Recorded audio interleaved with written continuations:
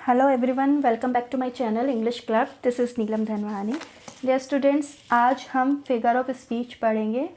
देखिए, यह लिटरेचर का एक पार्ट है। लिटरेचर में यह टॉपिक आता है, तो हम देखेंगे फिगर ऑफ स्पीच होता क्या है। इसको हिंदी में अलंकार बोलते हैं, जिसको हम क्या बोलते हैं, भाषा का आभूषण। जो फिगर ऑफ स्पीच होती हैं यह ऑर्नामेंट्स कहलाते हैं किसी भी लैंग्वेज के। ठीक है, तो लैंग्वेज को ब्यूटीफुल बनाने के लिए जिन वर्ड्स का यूज़ किया जाता है, वह जो स्टाइल यूज़ की जाती है वह फिगर ऑफ स्पीच कहलाती है। A figure of speech is used in a language to produce a greater effect on the reader और the listener. For making a language impressive हम क्या यूज़ करते हैं, फिगर ऑफ स्पीच। मोस्टली ये है ना, सॉन्ग्स होते हैं, लिरिक्स होते हैं, पोएम होती हैं, उनमें यूज़ किए जाते हैं। When we use it, the ordinary ideas becomes extraordinary। जब हम इसको यूज़ करते हैं, जो ordinary idea होते हैं वह extraordinary हो जाते हैं। Resultantly, the beauty of the language increases manifold। और यह क्या करता है, लैंग्वेज की सुंदरता को कई गुना बढ़ाता है। आज हम सिमिली पढ़ेंगे। देखिए, सिमिली क्या होता है। सिमिली को हिंदी में बोलते हैं उपमा अलंकार। किसी को उपमा दी जाती है, किसी व्यक्ति को या किसी भी चीज़ की को किसी और की उपमा दी जाती है। ठीक है, तो ये क्या होता है, सिमिली में कंपैरिजन होता है दो अलग अलग वस्तुओं के बीच में। किसी एक समान वस्तु को, पॉइंट को लेकर, किसी एक गुण को लेकर दो असमान वस्तुओं के बीच में यहाँ पर कंपैरिजन होता है, जिसको हम सिमिली कहते हैं। ठीक है, when there is a comparison of at least one common point between two different objects, the figure of speech is called simile। ठीक है, it is introduced by such words as like, as, so और so as।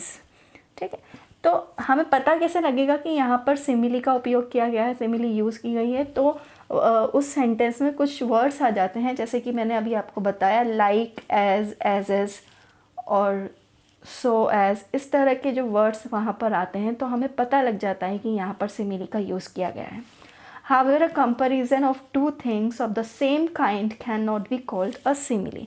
यदि यही comparison किसी दो समान वस्तुओं के बीच में हो रहा हो, तो वह सिमिली नहीं होगी, उसको एक सामान्य कंपैरिजन ही कहते हैं। आइए अब हम कुछ एग्जाम्पल्स देखते हैं सिमिली के। Life is like a dream. तो यहाँ पर कौन सा वर्ड यूज़ किया गया है सिमिली का, लाइक। लाइफ को कैसा बताया, लाइक को सपने के समान बताया है। She is as beautiful as a rose. वह इतनी सुंदर है जितना, जैसे कि कोई गुलाब। तो उस लड़की की तुलना किससे की गई है, गुलाब से। यहाँ पर एज वर्ड आया है। हर words are sweet like honey. यहाँ पर कौन सा आया है, लाइक। उसके जो शब्द हैं वह इतने मधुर है जैसे कि शहद। We bear her along like a pearl on a string. ये जो एग्जाम्पल है, यह द पालकी बियरर्स, सरोजनी नायडू की एक पोयम है, उससे लिया गया है। तो यहाँ पर पालकी की बात की गई है कि वह पालकी ले जाने वाले कहते हैं कि वे पालकी को इतनी ममता से ले जाते हैं जैसे डोरी पर मोती। दूसरा उदाहरण है, she hangs like a star in the dew of our song. यह भी सेम पोएम का है, यह भी सरोजनी नायडू की पोएम का, द पालकी बियरर्स। वह लटकी हुई इस प्रकार सुंदर लगती है जैसे ओस की बूंदों में किसी सितारे की परछाई हो। ठीक है, अब तीसरा है, she floats like a laugh from the lips of a dream. यह भी उसी पोएम का है। जिस प्रकार कोई बच्चा सपना देखते समय मुस्कुराता है, उसी प्रकार वह भी गीत को सुनकर प्रसन्न होती है। यहाँ पर भी पालकी की बात की गई है। As the hart panteth after the water brooks, so panteth my soul after thee O God. ये एक बाइबल की कमेंट्री से लिया गया है। इसमें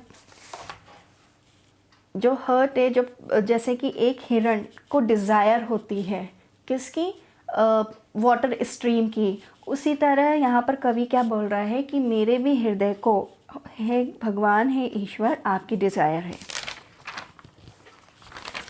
next is life is as tedious as a twice told tale, कि लाइफ इतनी दिलचस्प है जैसे कि 2 बार बताई हुई कहानी। किसी किसी कहानी को हम 2 बार सुनते हैं, 3 बार सुनते हैं तो इतनी दिलचस्प लगती है। तो उसी तरह से यहाँ पर लाइफ को क्या बताया गया है, दिलचस्प बताया गया है। तो यहाँ पर कौन से वर्ड यूज़ किए गए, as. Live like a hermit but work like a horse. यहाँ पर लाइक वर्ड का यूज़ किया गया है कि एक साधु की तरह रहिए लेकिन काम हमेशा एक घोड़े की तरह करिए। I am so thirsty that my throat is as dry as a bone. यहाँ पर कौन सा वर्ड यूज़ किया गया है, एज। तो मैं इतना प्यासा हूँ कि जैसे कि मेरी जो मेरा गला है वह सूख के कैसा हो गया है, वह हड्डी की तरह हो गया है। हालांकि यहाँ पर हाइपरबोल भी यूज़ किया गया है। तो फ्रेंड्स, मैं उम्मीद करती हूँ आपको सिमिली समझ में आई होगी और नेक्स्ट क्लास में मैं आपके लिए मेटाफर लेके आऊँगी। Thank you everyone.